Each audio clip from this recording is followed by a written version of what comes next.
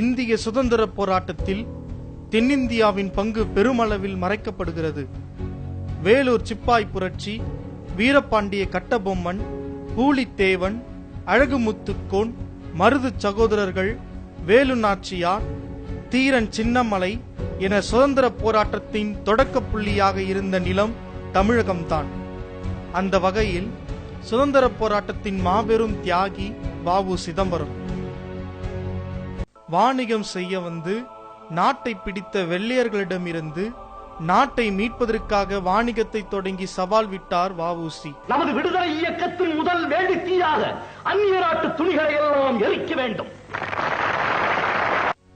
அவருடைய சுதேசி கப்பல் கம்பெனி வெள்ளையர்களை மிரள வைத்தது.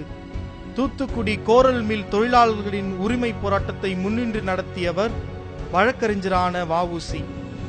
அவருடன் சுப்பிரமணிய சிவா இணைந்து நின்றார். இருவர் மீதும் ராஜதுரோக குற்றச்சாட்டு சுமத்தப்பட்டு இரட்டை ஆயுள் தண்டனை வழங்கப்பட்டது. கோவை சிறையில் வ.உ.சி. கல் உடைத்தார், மாடு போல் செக்கு இழுத்தார், பல சித்திரவதைகளை அனுபவித்தார். சிறைப்பட்ட காலத்தில் அவரது கப்பல் கம்பெனி நட்டத்தில் மூழ்கியது. அவரைப் போலவே சுப்பிரமணிய சிவாவும் பல கொடுமைகளை அனுபவித்து தொழுநோய்க்கு ஆளானார்.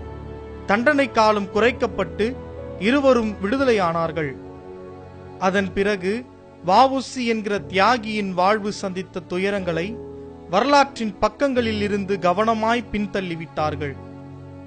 வ.உ.சி.யின் சுதந்திர உணர்ச்சியால் தான் கப்பல் கம்பெனி நட்டமடைந்து விட்டது என பங்குதாரர்கள் நோட்டீஸ் அனுப்பினார்கள்.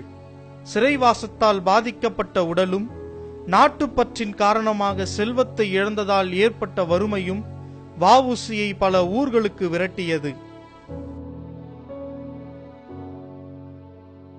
சென்னை சிந்தாதிரிப்பேட்டை, மயிலாப்பூர், பெரம்பூர் என பல்வேறு இடங்களில் குடியேறினார்.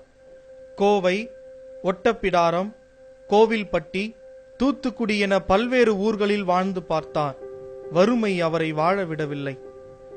சிந்தாதிரிப்பேட்டையில் ஒரு சிறிய வீட்டில் மகளோடு வாழ்ந்தபடி சிறிய மல்லிகை கடையை தொடங்கினார். வீடுகளுக்கு பொருட்களை நேரில் சென்று விநியோகித்தார். வருமானம் இல்லை. அரிசி விற்றார், மண்ணெண்ணெய் விற்றார். மானத்தை காப்பாற்ற வேண்டும் என்பதற்காக பல தொழில்கள் செய்தார்.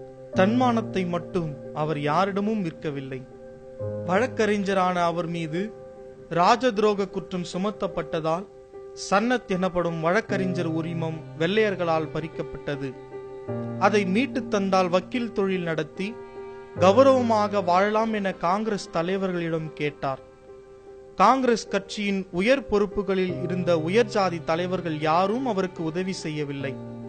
தென்னாப்பிரிக்க தமிழர்கள் வ.உ.சி.க்காக நிதி வசூலித்து அதை காந்தி மூலம் கொடுத்து அனுப்பினர்.